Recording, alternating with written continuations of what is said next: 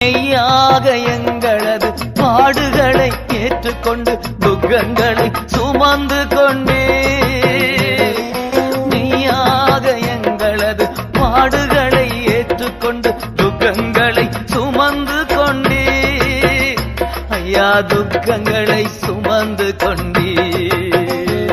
நீர் நல்லவர் சர்வ வல்லவர்